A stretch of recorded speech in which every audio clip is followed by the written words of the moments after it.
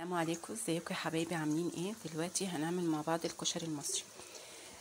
طلبات الكشري المصري بتكون مكرونه مشكله، ماشي، شعريه، رز مغسول ومنقوع، عدس مسلوق سايباه يصفي، والبصل بصل مقطعاه طرنشات وحط عليه دقيق عشان يكون مقرمش. ودلوقتي معاكم بنقلي البصل. ودلوقتي هعلق على ميه المكرونه، ماشي.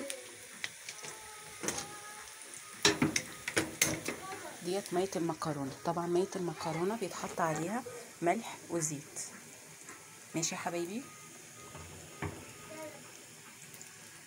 دلوقتي خلصنا البصل وحطيناه على مناديل يصفي الزيت الزياده فيه. ودلوقتي هنعلق على الشعريه، هنحمر الشعريه، ماشي. الزيت اللي فضل من البصل حطيناه في الحله وزودنا عليه زيت وزودنا عليه الزيت. وهنجيب دلوقتي الشعريه نحمرها. دلوقتي حطينا الشعريه عشان تتحمر، عشان نعمل الرز بشعريه. حطينا رشه فلفل صغيره، ماشي. ودلوقتي هنحط الرز. هو اللون ده حلو. وجنبنا دلوقتي حمرنا الشعريه وحطينا رشه فلفل عليها، هي بتتحمر رشه صغيره.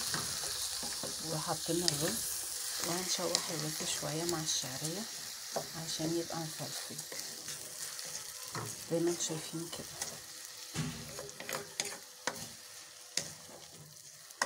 لازم تبقى شعريتها كتيرة شوية عن الرز عشان يبقى طعمه حلو. دلوقتي شوحنا الرز كويس مع الشعرية، ماشي. وبعدين حطينا له مية سخنة طبعا، وحطينا له ملحه ودقنا طعمه. بس بلاش مية كتير لان انا نقع الرز، مش بحط له مية كتير لان نقع الرز بتاعه، فمش هيحتاج ان احط له مية كتير، ماشي. دلوقتي هنغطيه ونسيبه لما يشرب ميته، وبعد كده نوطي عليه. دلوقتي الميه غلت. دلوقتي ميه المكرونه غلت. هحط فيها المكرونه.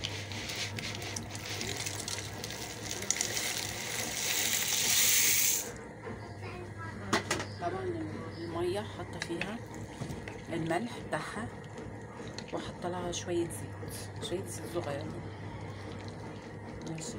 واقلب المكرونه كده، اعلي عليها عشان تستوي.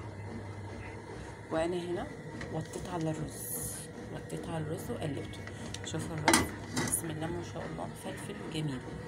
شوفوا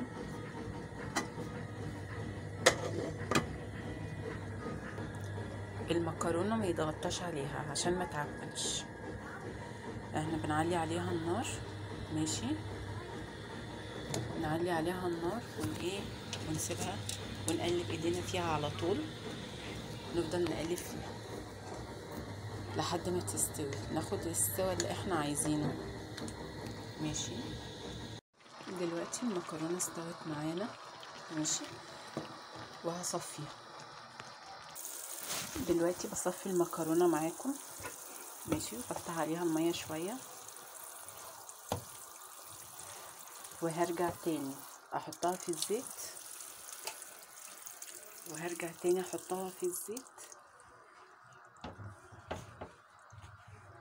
ودلوقتي دي المكرونه قدحت الزيت وحطيتها بعد ما اتصفت، وحطيت عليها شويه ملح ورشه فلفل صغيره ومعلقه بصل من اللي انا محمرها، وقلبتها تقليبه كويسه ورحت قافله عليها.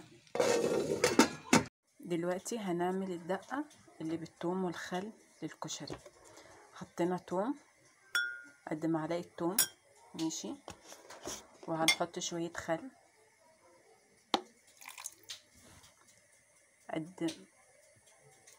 قد معلقه خل عشان ما يبقاش خلها كتير برضو، وشويه كمون.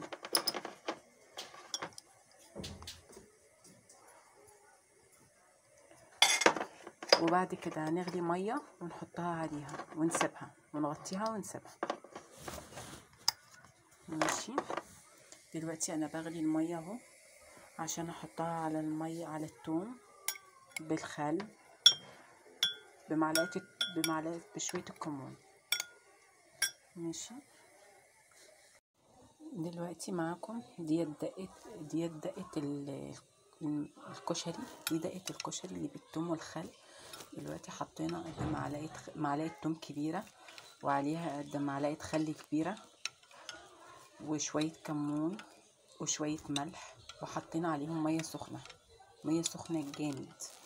وبعد كده قلبناها تقليبه كويسه،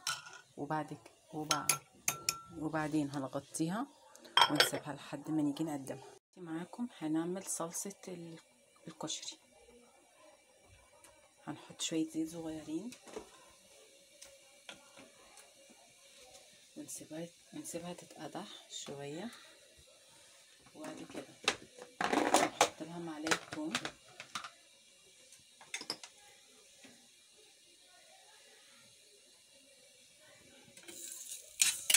ونشوحها كويس، يعني شويه ثوم صغيرين مش كتير.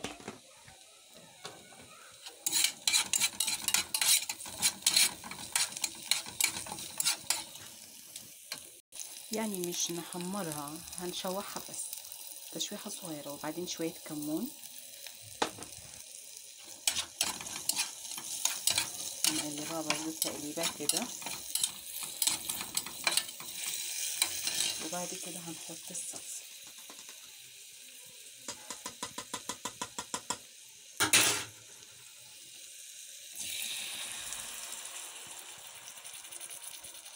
الصلصه ديت انا عاملاها في البيت.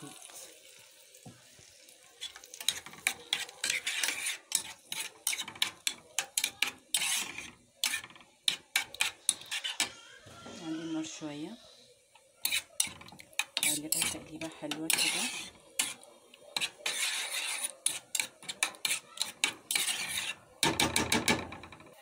نحط بقى التوابل. طبعا خليناها تغلي شويه، تبدا تغلي كده، وبعد كده هنحط لها شويه ملح،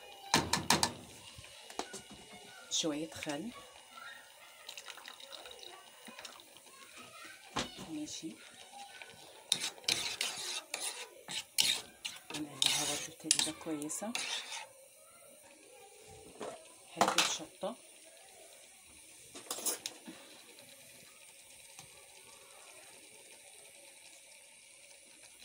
شطه مديه دقه.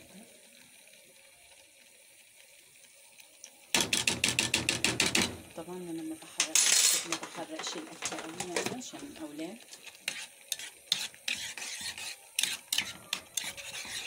بس اللي عايز يحرقها عادي. اقلبها تقليبه كويسه، واسيبها تغلي شويه تتقل شويه، بعد كده هزود لها بق ميه صغير. دلوقتي احنا سايبينها دلوقتي تغلي.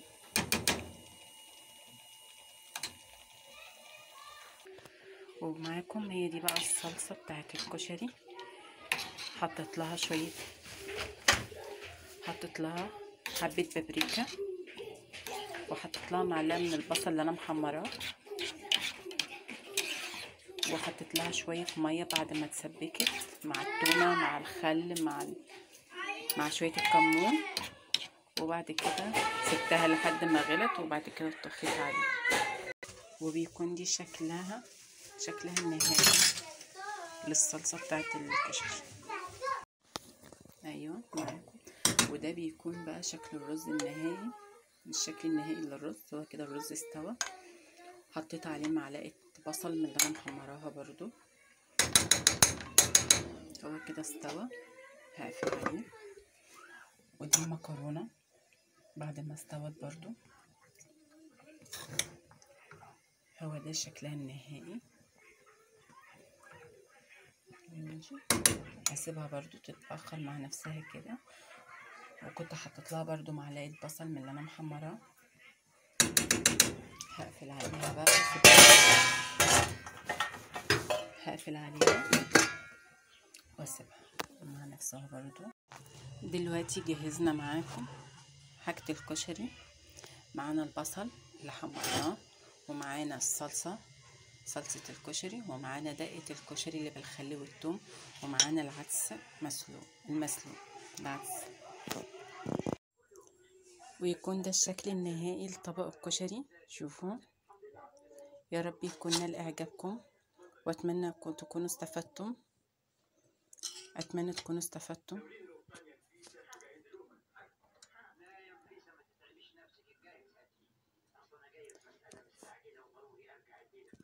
لو عجبكم عايزة لايك وشير